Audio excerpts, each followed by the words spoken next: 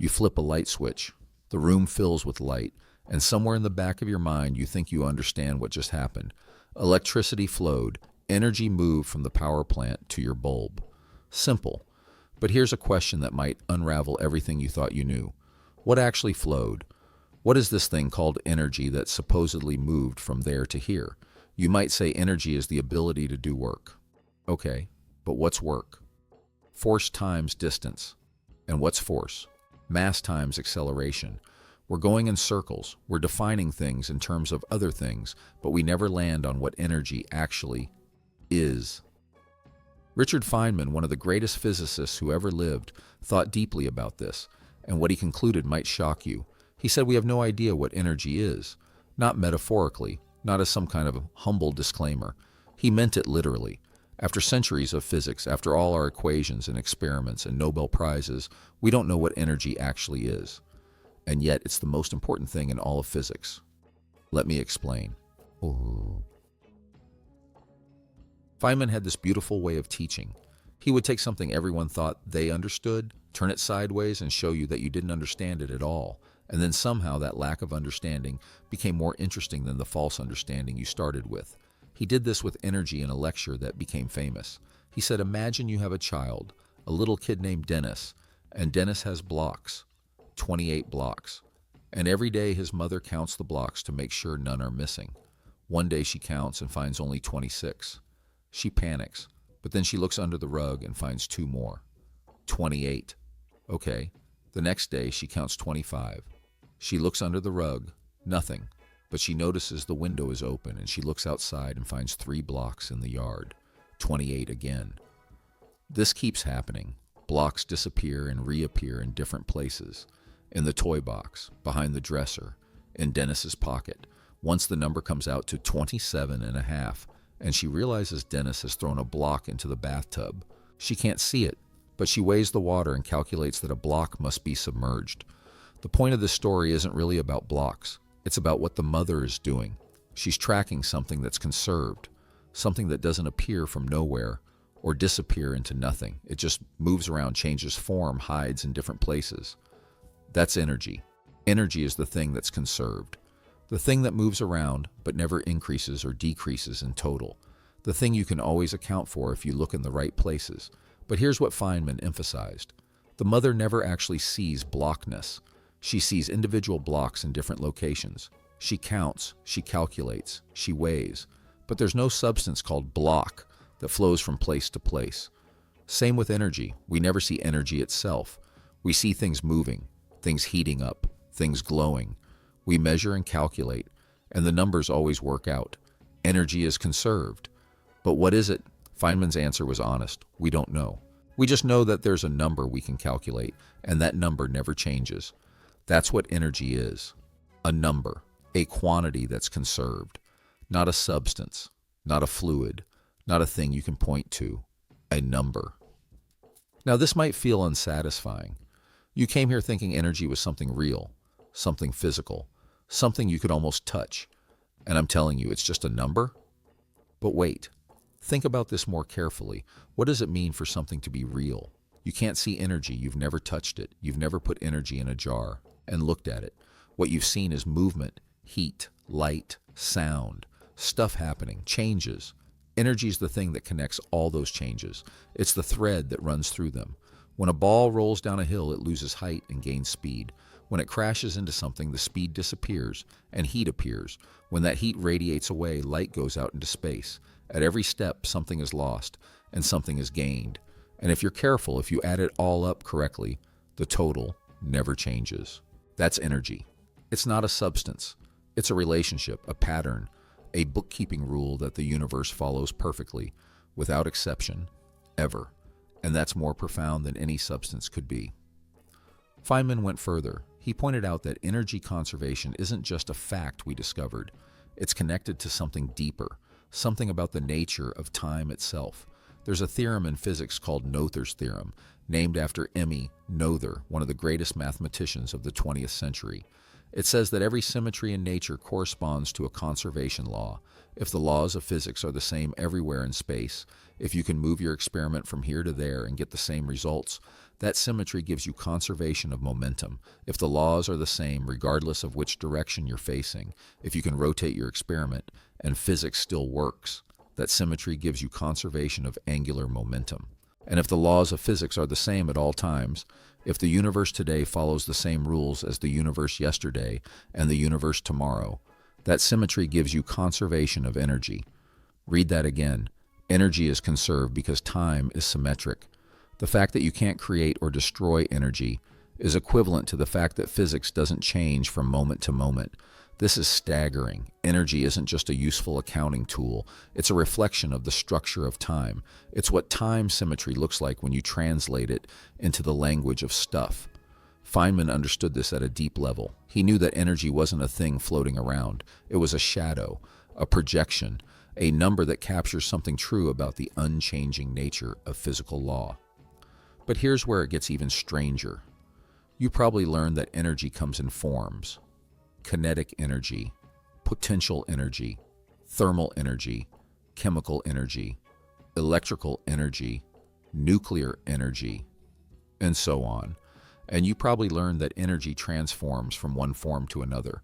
A ball at the top of a hill has potential energy. As it rolls down, that becomes kinetic energy. When it hits the ground and stops, that becomes thermal energy. Heat. This picture is useful. It's how we teach physics. It's how we solve problems. But Feynman would want you to understand something subtle. These forms of energy aren't really different things. They're different ways of accounting for the same underlying reality. Think about kinetic energy. A moving ball has kinetic energy. But what is the ball? A collection of atoms. And those atoms are made of electrons and nuclei. And the electrons are whizzing around in quantum orbitals. And the nuclei are made of protons and neutrons. And those are made of quarks. At every level, there's motion. There's interaction, there's potential.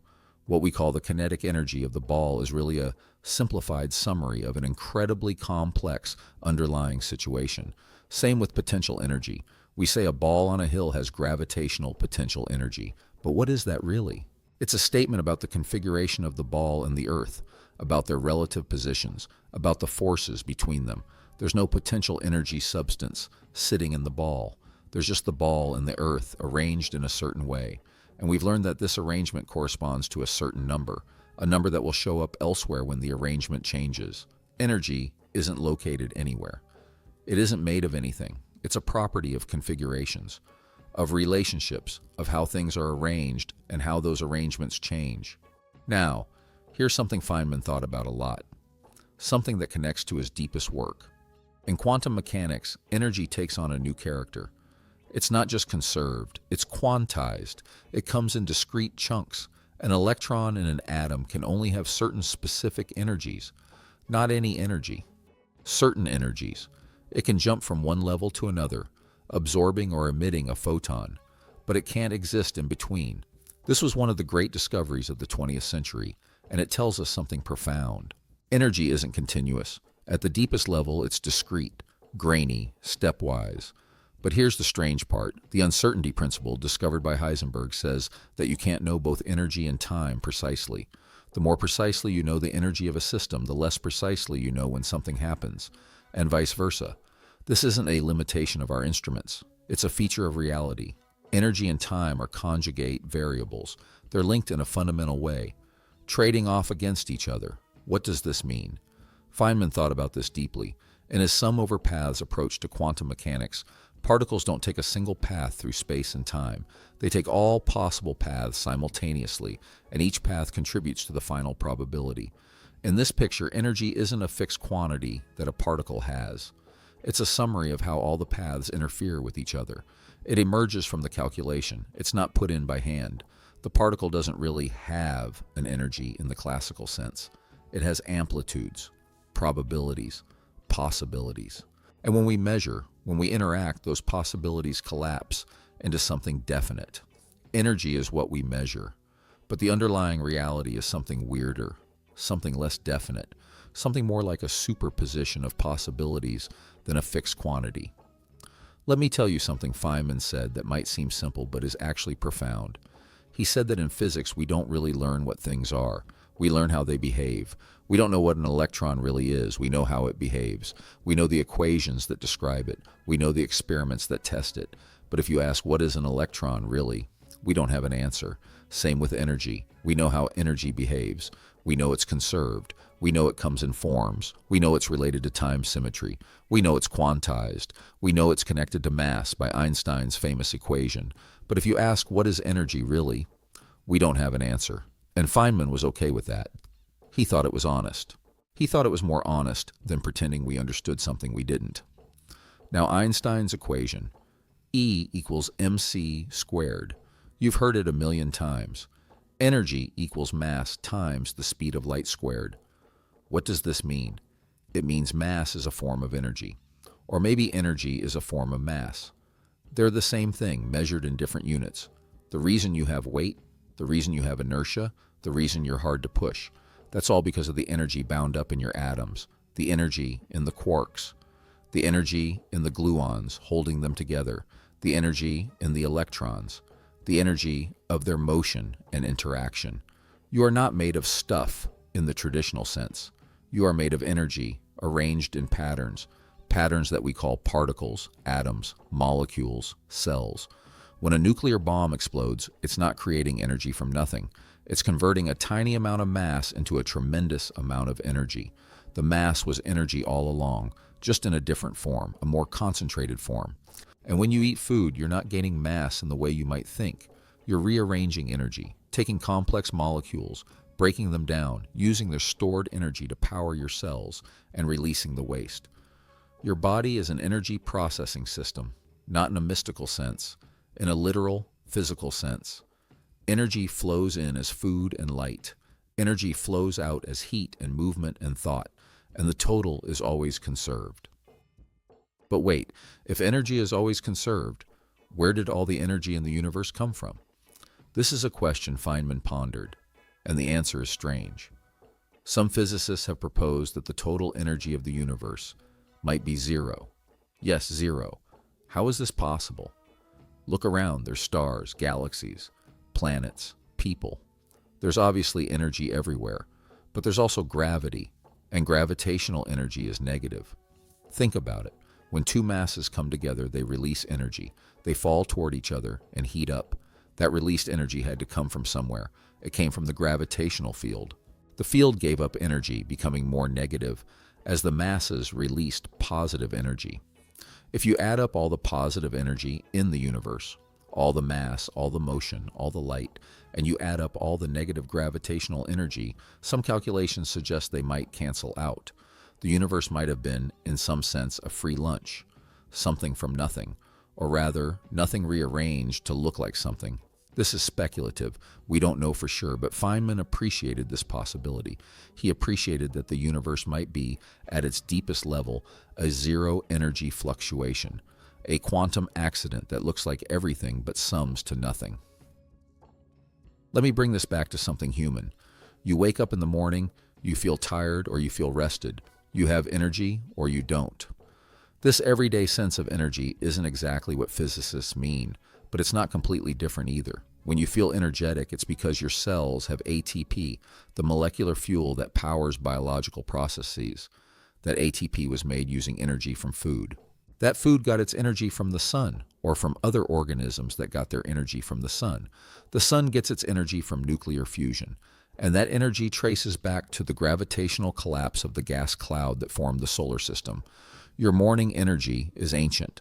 It's starlight, processed through billions of years of cosmic and biological evolution, showing up as your ability to get out of bed. You are not separate from the universe's energy budget. You are part of it. You are a node in the network, a temporary configuration of energy that calls itself a person. And when you die, this isn't morbid, it's physics. That energy doesn't disappear. It disperses. It transforms. It becomes soil and air, and eventually starlight again. Nothing is lost. Nothing can be lost. The conservation law is absolute. Feynman saw beauty in this. He saw that physics, far from making the world cold and mechanical, revealed depths of connection and wonder that ordinary intuition couldn't reach. When he looked at a flower, he saw photosynthesis, quantum mechanics, evolutionary biology, All of it. The flower was more beautiful for being understood, not less. Same with energy. When you understand what energy really is, or rather, when you understand how deeply mysterious it is, ordinary experiences become extraordinary. A child running, a fire burning, a thought forming. All of it is energy, transforming, conserving, moving through the great pattern, and we don't know what it is. We just know it's there. We just know it's conserved. We just know it connects everything to everything else. So the next time someone asks you what energy is, you have two choices. You can give them the textbook answer, the ability to do work, the thing that comes in different forms, the thing that's conserved. Or you can tell them the truth. You can tell them that energy is a number that never changes, a pattern that connects all changes, a shadow of time symmetry, a quantity that we measure but cannot define. You can tell them that the greatest physicist of the 20th century said, "We don't know what it is." And you can tell them that not knowing, really sitting with that not knowing, is more interesting than any false certainty could ever be. Because that's what Feynman taught, that the universe is not obligated to make sense to us, that reality is not required to fit our intuitions, that the deepest truths are often the strangest. Energy isn't what you think. It's weirder. It's more abstract. It's more beautiful. And the fact that we don't fully understand it, the fact that after 400 years of physics, we still can't say what it really is, that's not a failure. That's an invitation to keep looking, keep asking, keep wondering. Because the universe has secrets, and energy, this thing we use every day, this thing we think we know, energy is one of the biggest secrets of all.